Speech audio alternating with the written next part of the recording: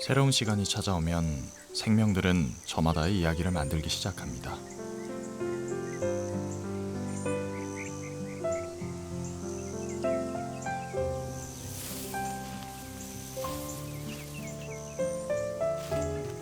배우의 이야기는 배역 속 누군가를 만날 때 비로소 시작됩니다.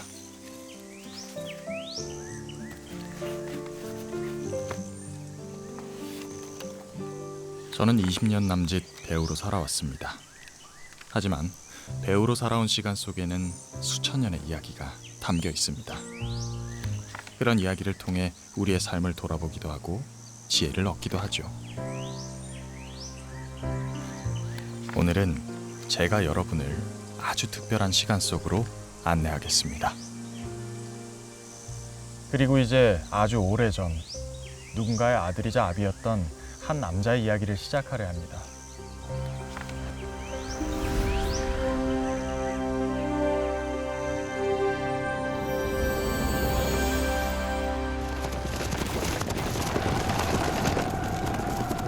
(1500년) 전 산만의 백제 군사가 어디론가 향합니다.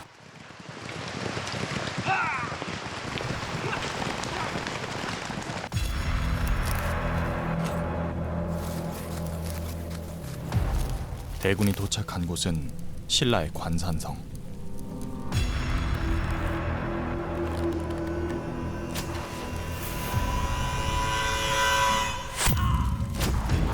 백제와 신라는 동맹을 맺고 한강 유역의 땅을 차지했으나 신라의 배신으로 오랜 동맹 관계가 끊어지고 서로 적이 돼 싸워야 했습니다.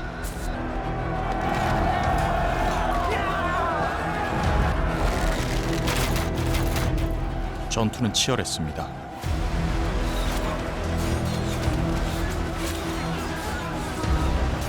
다시는 빼앗기지 않으려는 백제, 마지막 하나까지도 빼앗으려는 신라. 두 나라의 사활이 걸린 전투는 한치의 물러섬도 없었습니다. 백제 3만 대군의 강력한 전투, 그 중심에는 한 남자가 있었습니다.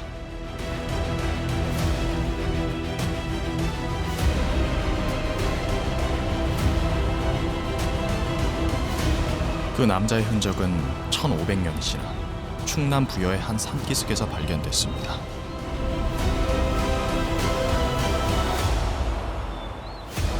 과연 그는 누구였을까요? 들어봐. 그쪽 들어 이쪽 들어 이쪽. 응. 뭐도 있다.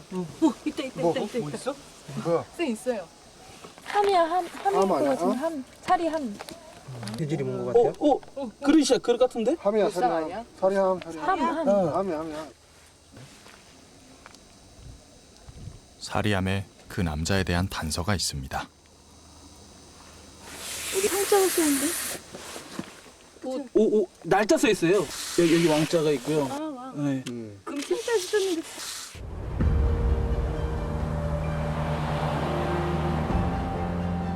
청동 사리암이 발굴되고 드디어 밝혀진 그의 정체.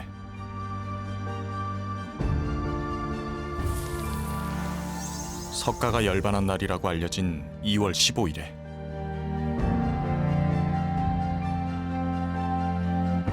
죽은 왕자를 위로하기 위해 왕흥사라는 절을 세운 창왕이었습니다.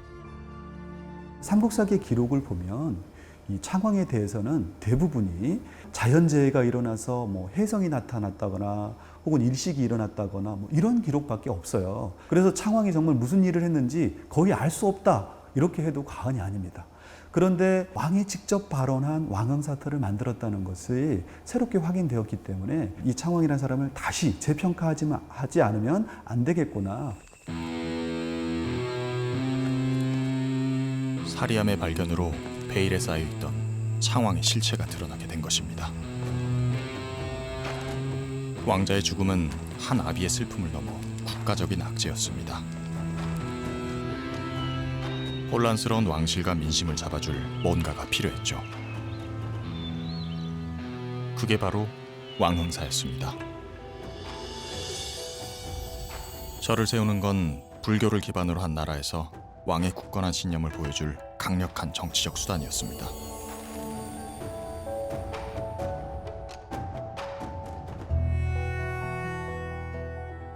만여 점에 달하는 출토 유물들만 봐도 국가에서 주도한 사찰이라는 것을 알 수 있습니다.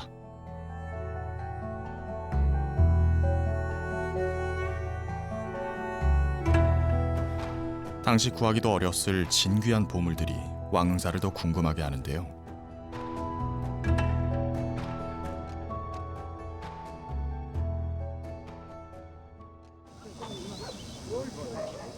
발굴은 계속됐습니다.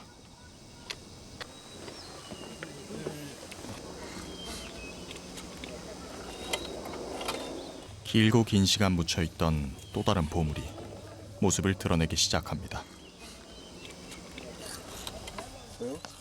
깨진 유리 조각 같은 것들은 무엇일까요? 처음에 그걸 발굴했을 때, 와, 그 당시에 정말 이런 유물들을 만들었나 싶을 정도로 너무 놀랬고, 저희들이 쉽게 보지 못하던 유물이라. 엄청났죠. 깜짝 놀랐죠. 왜 저게 저기서 나와? 광물인 운모를 가공해 마치 꽃잎을 한 장 한 장 붙여놓은 것 같이 만든 장식. 관모를 꾸밀 때 썼다는 이 운모 장식의 두께는 고작 0.008cm. 사람의 손으로 깎아서 만들었다고는 도저히 믿기질 않습니다. 젊은 친구한테 한번 물어봤어요. 이거 어떤 거 같냐? 이게 꽃 모양을 보여주면서 사진을 보여줬어요. 보여주니까 이거 비닐로 오려서 만든 꽃 아니에요? 이런 얘기를 하더라고요. 아마 그만큼 얇고 정교하게 만들었다는 소리겠죠? 화판, 꽃잎처럼 이렇게 만드는 그런 생각, 이런 것들은 디자인적으로도 대단히 훌륭한 것이다, 이렇게 볼 수 있죠. 작은 장식 하나에도 세심한 정성을 기울일 만큼 창왕이 연꽃을 소중하게 여긴 데는 그만한 이유가 있습니다.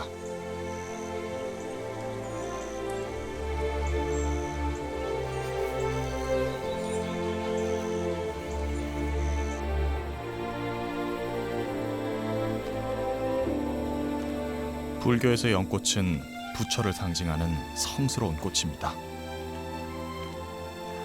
크고 작은 불교 의식에서 연꽃 모양을 한 등을 밝히는 것도 그 때문입니다.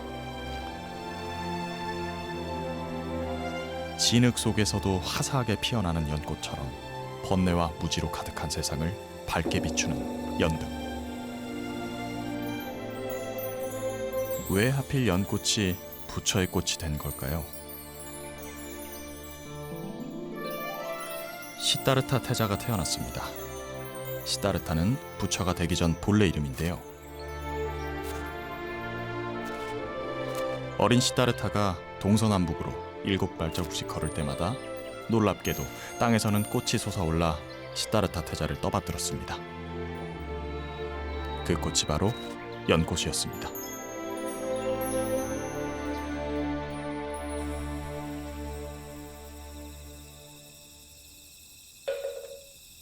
간절하게, 절실하게.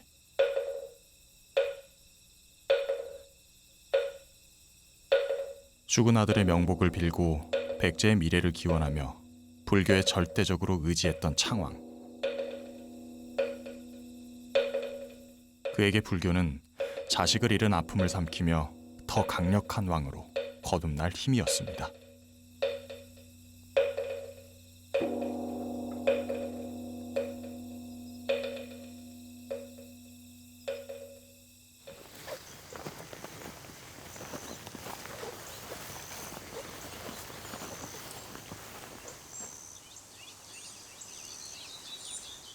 영화롭던 시절은 사라진 지 오래지만 이곳에선 여전히 창왕의 시간이 흐르고 있습니다.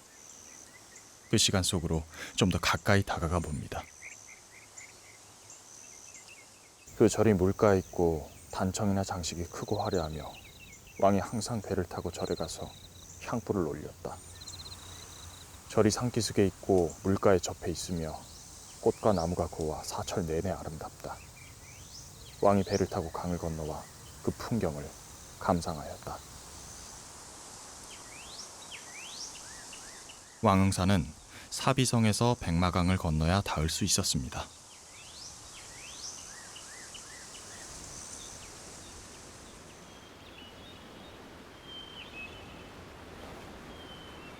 저도 창왕이 건넜던 백마강 백기를 따라 왕흥사로 향해 봅니다. 우리에게 알려진 백제의 기록들에선 승자들의 역사만 말해왔습니다. 그동안 왕흥사가 간직한 창왕의 진실은 철저히 가려져 있었죠.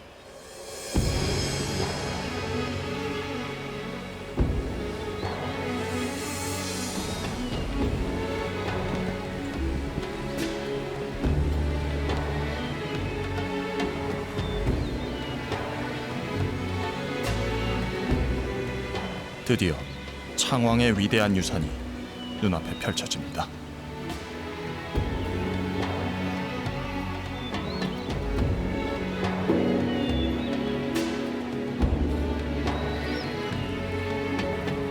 가장 먼저 창왕이 배를 대고 걸었을 길, 보도가 보이고 남북길이 200m, 동서길이 180m에 달하는 대단히 큰 규모의 사찰이 눈에 들어옵니다.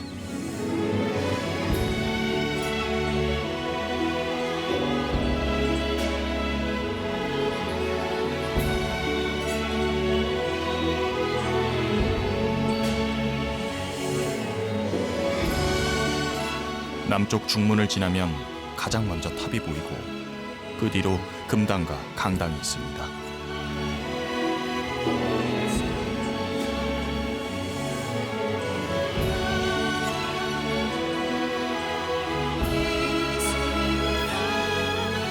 백제의 전형적인 사찰 건축 양식인 1탑 1금당식 배치를 하고 있습니다.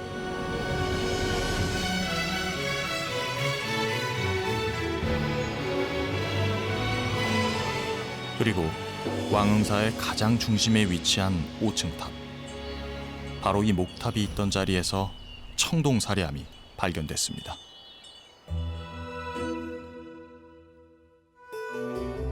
청동사리암의 뚜껑을 열자 또 하나의 사리병이 나옵니다. 그리고 놀랍게도 그 안에 또 하나의 사리병이 들어 있습니다.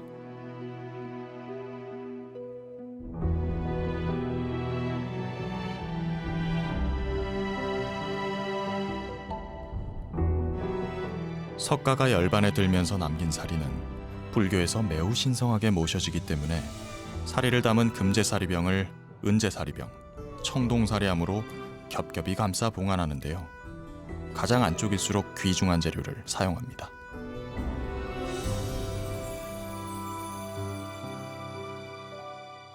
대종사 불 들어갑니다.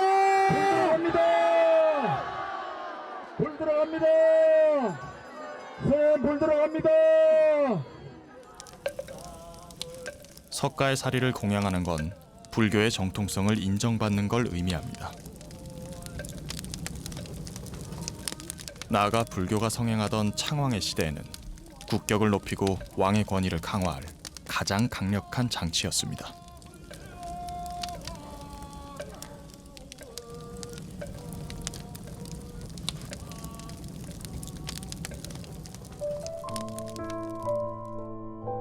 사리의 역할은 여기서 끝이 아닙니다.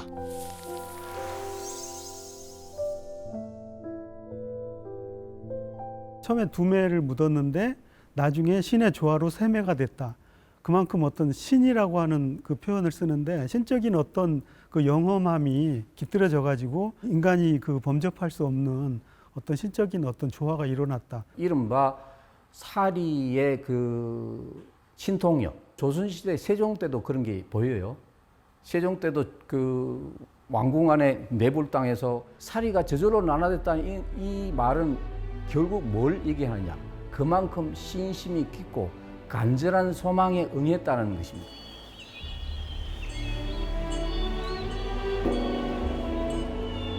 왕흥사를 세우고 신만이 할 수 있는 기적 같은 일들을 앞세워야만 했던 간절한 소망은 뭐였을까?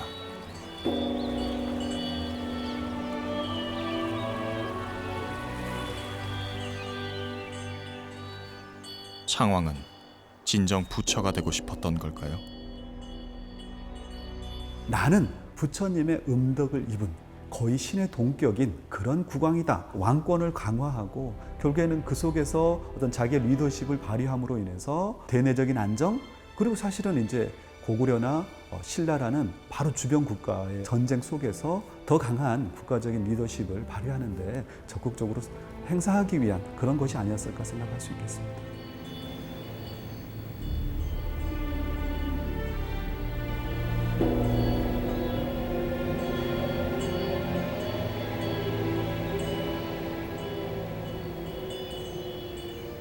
왕은 곧 부처다. 왕흥사는 단지 죽은 왕자의 명복을 빌기 위해 세운 절이 아니었습니다.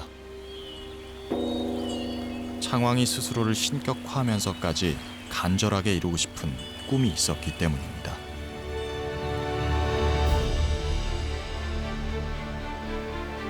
과연 그의 꿈은 무엇이었을까요?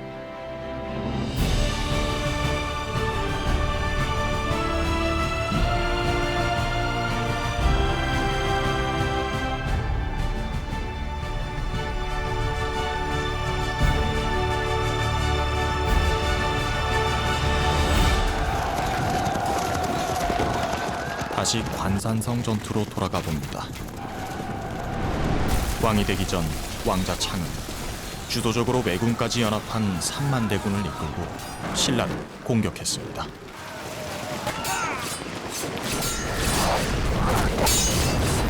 백제와 신라의 사활을 건 치열한 전투.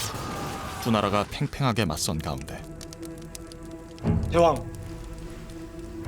어찌 되었느냐?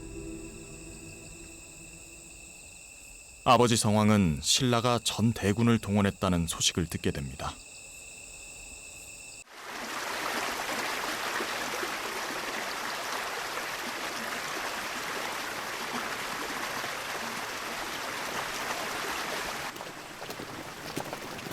왕자 창을 돕기 위해 성왕은 관산성으로 향합니다.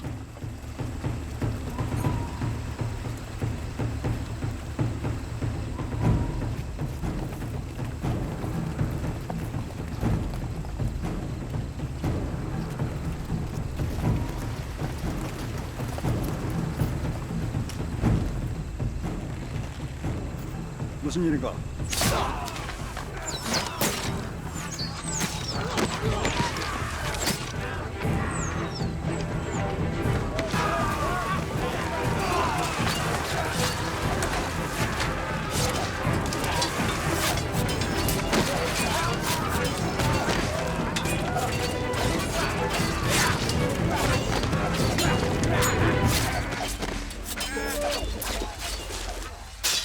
신라군에게 사로잡힌 성왕.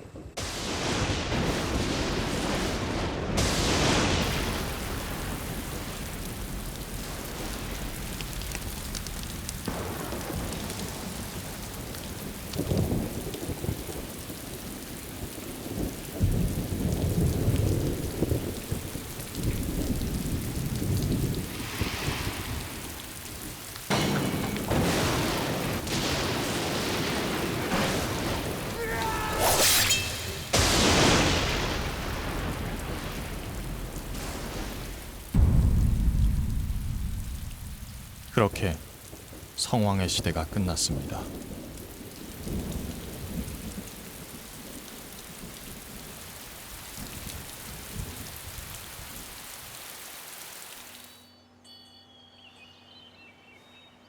모두가 반대한 전투였습니다.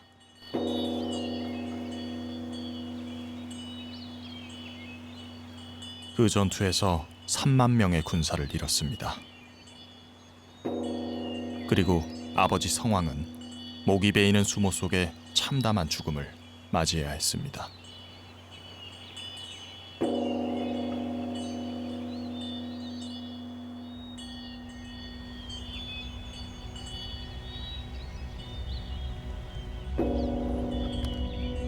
왕이 된 창은 왕실 가까이에 사찰을 짓고 아버지 성왕의 넋을 위로했습니다.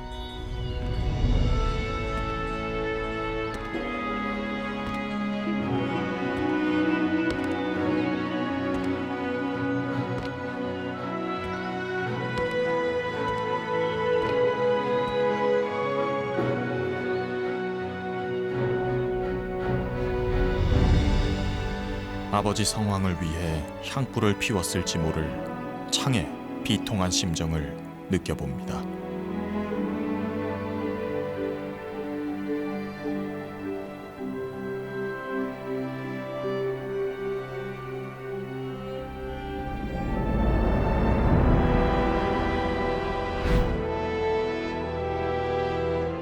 동아시아에서 가장 크고 아름다운 향로인 백제금동 대향로에는 신화 속 동물들과 백제인들이 꿈꿔왔던 극락의 세상이 담겨 있습니다.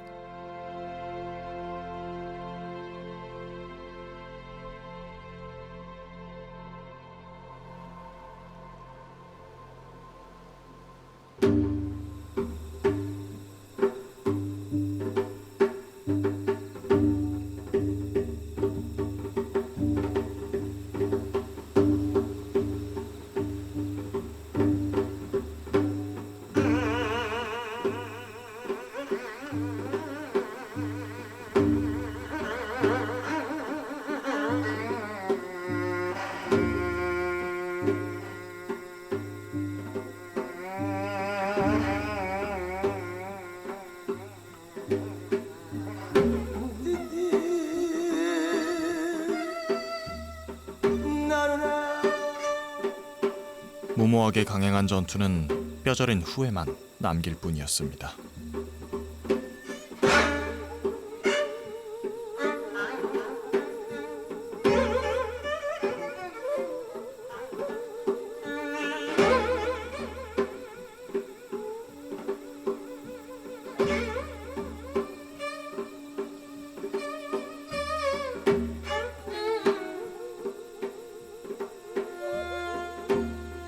그 넋이라도 위로할 수 있을까?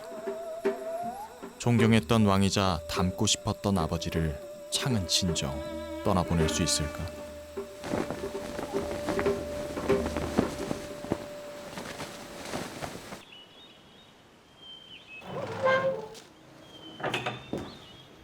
전쟁에서 참패한 창의 귀하는 쓸쓸했습니다.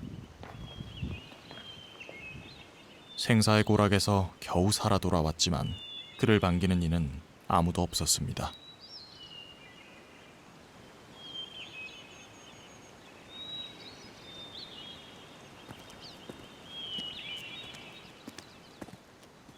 패전보다 더한 고통만이 그를 기다릴 뿐이었습니다.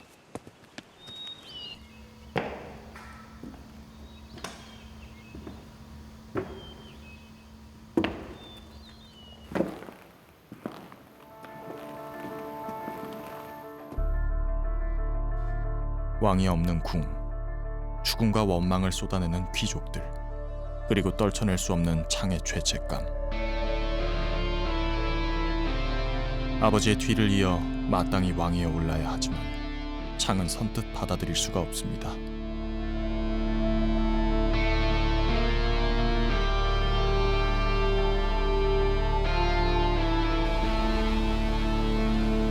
결단의 시간이 다가왔습니다.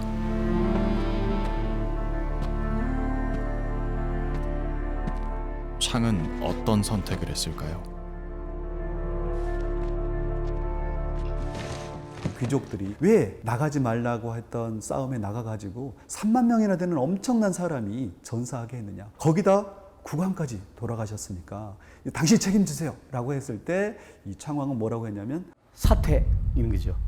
그러니까 마땅히 자기가 왕위를 이어받을 그런 1순위인데 난 사퇴하겠어. 나는 이러한 것에 책임이 있기 때문에 나는 왕위를 물려받지 않고 출가하겠노라 하는 것은 청천벽력인 것이죠. 결정적인 승부수였다 그렇게 생각할 수 있을 것 같습니다. 사실 그 승부수 때문에 40년 이상 제위할 수 있었고 새로운 백제를 만들 수 있었던 것이 아닌가 이렇게 생각을 합니다.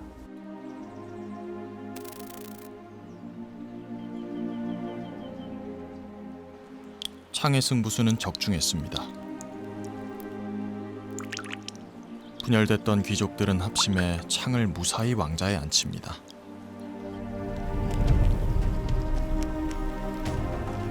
창왕의 시대가 시작된 거죠.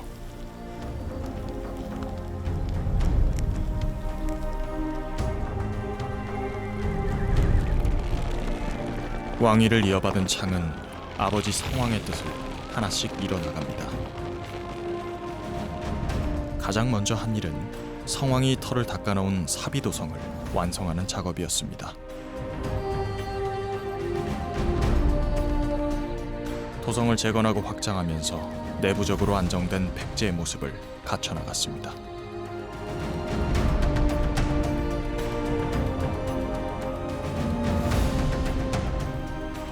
정치적 자신감을 되찾을 무렵 창왕의 발길은 백제 밖으로 향하기 시작합니다.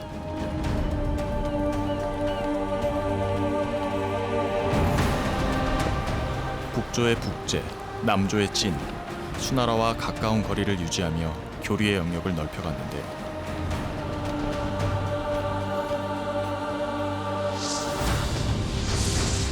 특히 신라를 거치지 않기 위해 바닷길로 돌아서 올 만큼 백제와 각별한 교류를 이어간 나라가 있습니다. 바로 외입니다.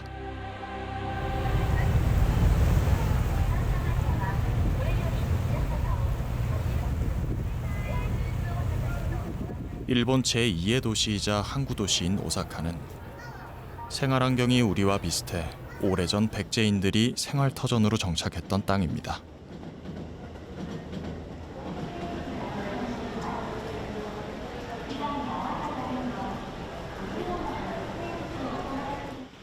지금까지도 백제인들의 흔적들이 곳곳에 남아 있는데요. 다리, 거리,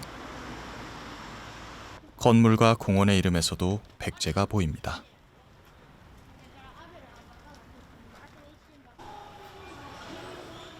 말에도 남아 있습니다. くだらないくだらないくだらないくだらないくだらない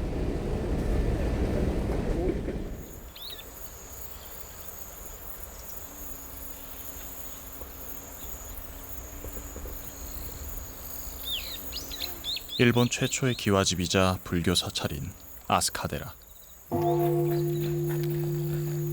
창왕이 외에서 온 사신을 통해 보낸 백제 승려와 사찰을 짓는 전문가들이 지은 절입니다.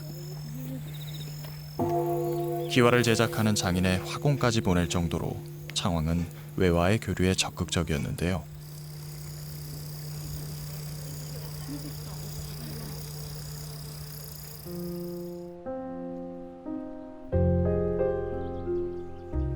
당시 백제 장인이 만들었다는 불상.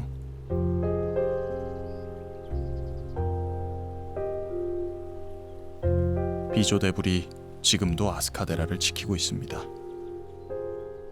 我が国に、全くいなかった造物工と造寺工、こういう専門的な工人をですね養成する育成する、そのために、百済岩礁が送ってきたもんだろうと、こういうふうに解釈しています。でこの2人の専門工人、造物工と造寺工が我が国にやってきて、工人の育成を始めて、10年経ちました。でこの10年経った西暦587年、この時に我が国初の、本格的な仏教寺院として、飛鳥寺が発願されるということを迎えるわけです。我々現在の日本人から見ればですね、大変ありがたい王様ですよね。 백제인의 숨결이 고스란히 느껴지는 이곳에서 당시의 흔적을 찾을 수 있을까?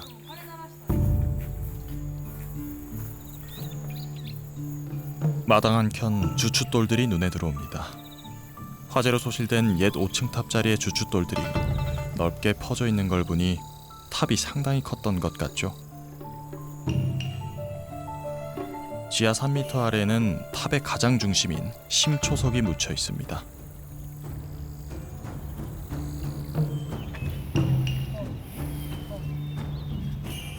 서쪽문이 있던 자리에서 지금의 아스카데라를 바라봅니다. 서쪽문까지의 거리가 이 정도라면 당시에는 얼마나 대단한 규모의 절이었을지 짐작이 갑니다. 1956년 본격적인 발굴로 백제의 흔적들이 쏟아져 나왔습니다. 특히 연꽃 무늬를 한 수막새는 여기가 백제인가 싶을 정도로 닮았습니다. 왕흥사에서 보이는 연꽃 무늬하고 그리고 일본 열도의 최초의 가람이라고 할 수 있는 그 아스카데라에서 나오는 연꽃 무늬하고 그 사이에 어떤 공통성이 있는가 하는 것은 와 박사가 직접 파견됐으니까 당연히 아스카데라에 그 사용된 연꽃 무늬, 이 와당의 연꽃 무늬는 백제로부터 왔다 하는 것은 뭐 의문이 없다. 日本最初の瓦である飛鳥寺の瓦っていうのがですね、百済の瓦作りの技術で製作された。これは日本書紀なんかにも書かれているんですけれども、そういったところが証明されたということであると思います。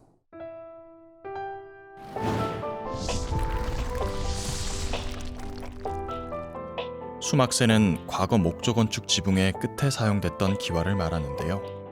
기와를 장식하는 또 하나의 기와였습니다.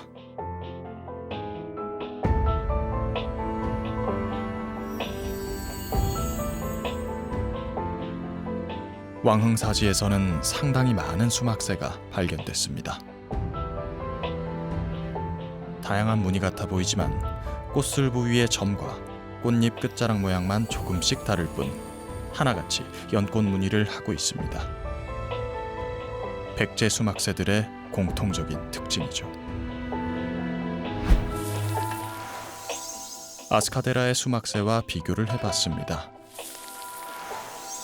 신기하게도 쌍둥이처럼 똑같은 모습입니다.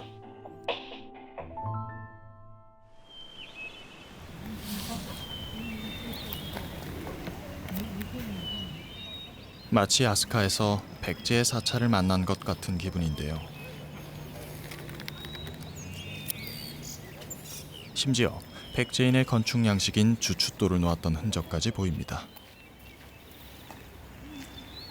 でまたですね、礎石といいまして、建物の柱の下に置く石ですね。それを使うというのもそれまでの日本の建築にはなかったスタイルなんですね。 문헌 기록만 있다라고 생각했는데 실질적인 구체적인 어떤 물질 자료까지 역시 백제였구나라는 것이 확인이 되었던 거예요. 그리고 2008년 4월 16일 일본 매스컴에선 일본 불교 사찰의 원류가 백제 왕흥사라는 기사를 일면에 보도합니다. 2007년 왕흥사지의 8번째 발굴 조사 결과 아스카데라와 왕흥사의 구조, 유물 등이 비슷하다는 걸 인정한 건데요. 왕흥사 건립이 10년 앞서니까 원류 맞습니다. 다시 한번 자부심을 갖게 하는 흐뭇한 기사입니다.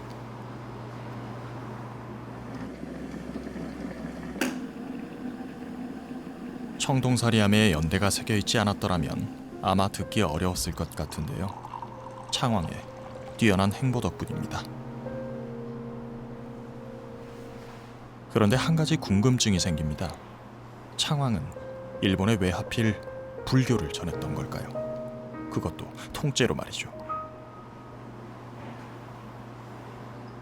6세기 전반부터 고구려 백제 신라뿐만 아니라 중국 그리고 동남아시아까지 불교를 모르면 외교에 전면에 나설 수 없을 만큼 불교는 당시의 글로벌 스탠다드였던 거죠. 불교라고 하는 그 자체를 전파하는 것이 목적이 아니고 외교 관계에서 이제 필요한 매개가 이제 불교였으니까 주었으면 받는 게 있는 거죠. 그런 점에서 창왕 때 아스카데라에 그처럼 중요한 기술자들을 파견한 이유. 군사 이게 용병, 요즘 말로 하면 용병이겠죠. 한강역을 공동으로 신라와 같이 수복하려고 했고 일단 수복했는데 신라가 마음을 바꿔 묵으면서 이제 원수가 되죠. 불구대천의 원수지간이 되는데 여전히 그 일격을 받은 백제로서는 여전히 추진하는 것이 역시 일본과의 일본 요토와의 관계 속에서 군사적인 외교를 이어가는 것입니다. 창왕의 전투는 아직 끝나지 않았던 겁니다.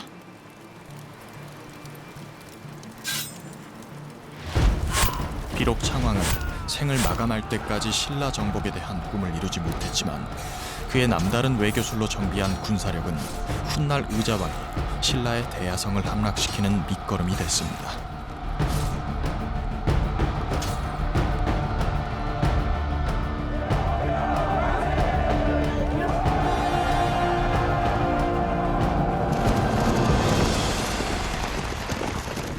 전투로, 그리고 강한 군사력을 갖추기 위해 펼친 뛰어난 외교로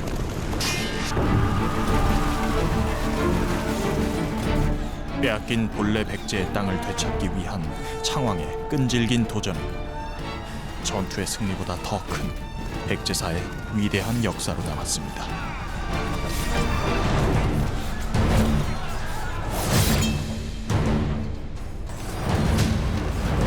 백제 창왕의 정말 그 마음속 깊은 곳에는 역시 한강유역 원래 그 백제의 정체성에 대한 이 회복, 이것을 위해서 한강유역으로 계속 진출을 해서 나라를 원래 위치대로 넓혀 나가는, 아마 그게 그 가장 중요한 일이 아니었나 이렇게 생각이 됩니다. 그 속에서 그가 어떤 새롭게 국가를 웅비하기 위한 과정 속에서 활용했던 것이 불교 문화였고 사찰에 대한 조형 기술이었다고 생각을 합니다.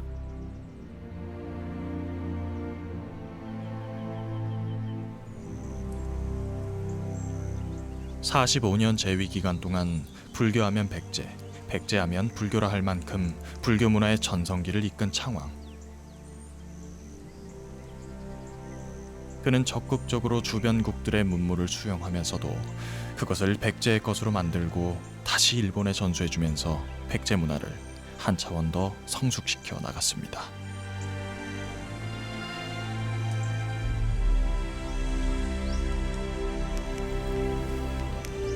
백제의 불교 문화는 창왕 때 절정에 달했습니다.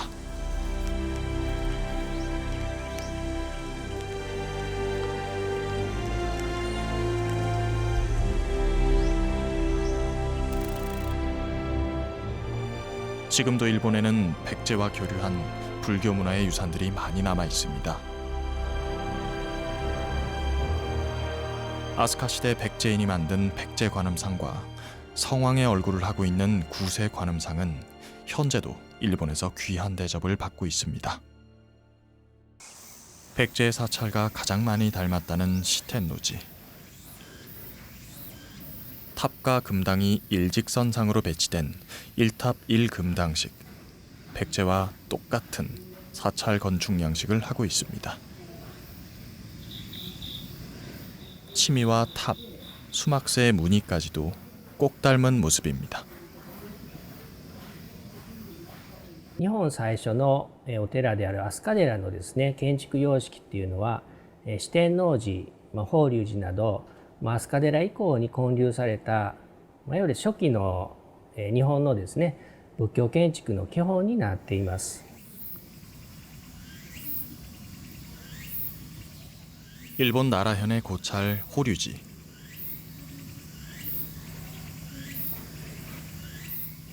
화재로 재건되기 전에는 시텐노지와 동일한 건축 양식이었습니다. 바로 하나의 탑과 하나의 금당이 일직선상에 놓이는 왕흥사와 같은 것이었죠.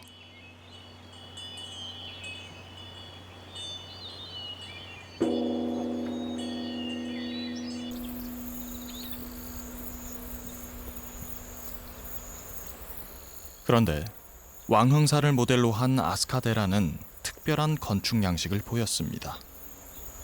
백제 사원의 경우에는 사리를 모시는 탑과 불상을 모시는 불전이 하나씩, 그것도 남북 일직선상에 배치된 1탑 1금당 형식이 일반적입니다. 우리가 잘 아는 정림사지, 능산리사지의 경우에도 전부 1탑 1금당이 남북 일직선상에 있는 것이 일반적이죠. 거기에 비해서 아스카데라는 1탑 3금당이라는 새로운 형식을 보여줍니다.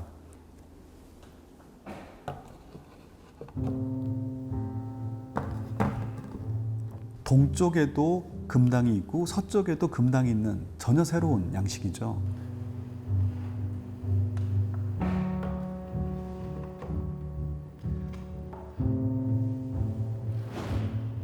사람의 이동에 의해서 새로운 문물이 수용되다 보니까 기와에서 똑같은 기와가 안 나타나는 것처럼 건물주의 경우에도 똑같은 가람배초과는 일본적인 변형이 이루어진 새로운 1탑 3금당 형식이 아스카데라에서 만들어졌다. 일본의 옛 수도였던 아스카. 당시 황무지에 가깝던 이곳에 창왕이 보낸 백제인들이 있었습니다. 그 백제인들은 백제 불교 문화의 뿌리를 내리고 정착시켜 나갔습니다. 그리고 아스카는 오랜 세월이 지난 지금까지도 많은 일본인들의 사랑을 받고 있습니다.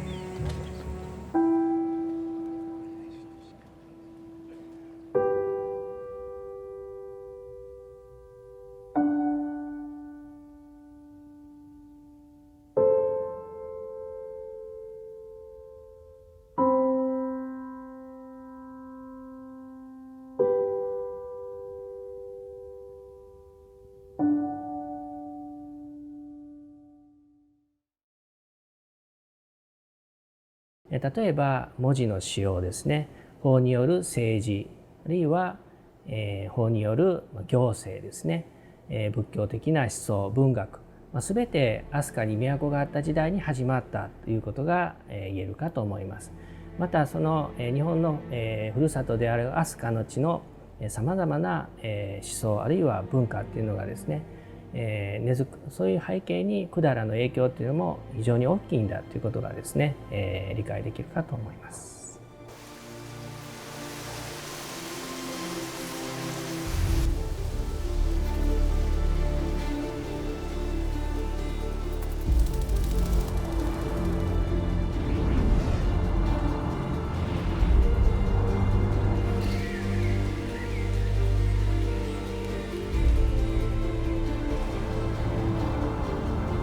왕흥사지에서 시작된 창왕의 이야기가 먼 이국 땅을 돌아 다시 백제의 땅에 멈춰섰습니다.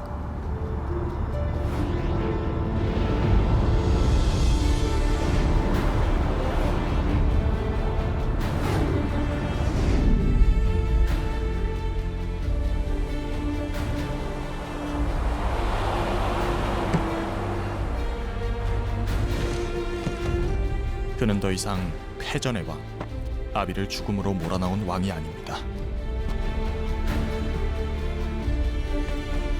치열한 삼국의 대립 속에서 오로지 백제의 부흥과 백성의 안위를 꿈꿨던 왕이었습니다.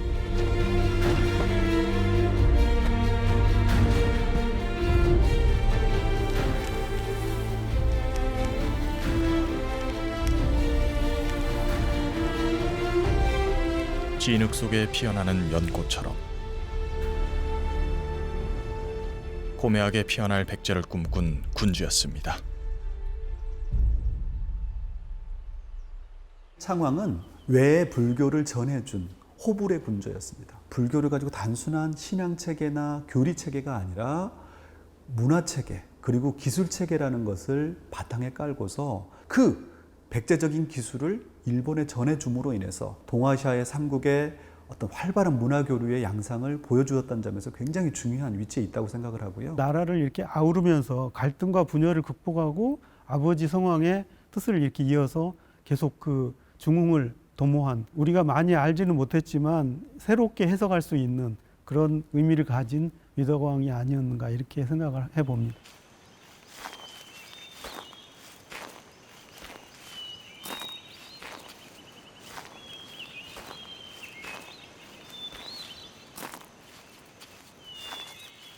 하나의 잎이 떨어졌다고 무성한 숲이 사라질까요?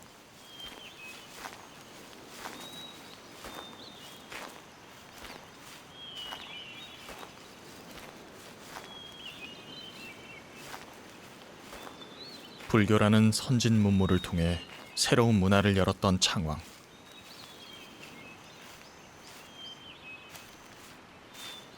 그의 시간을 다시 되돌아봅니다.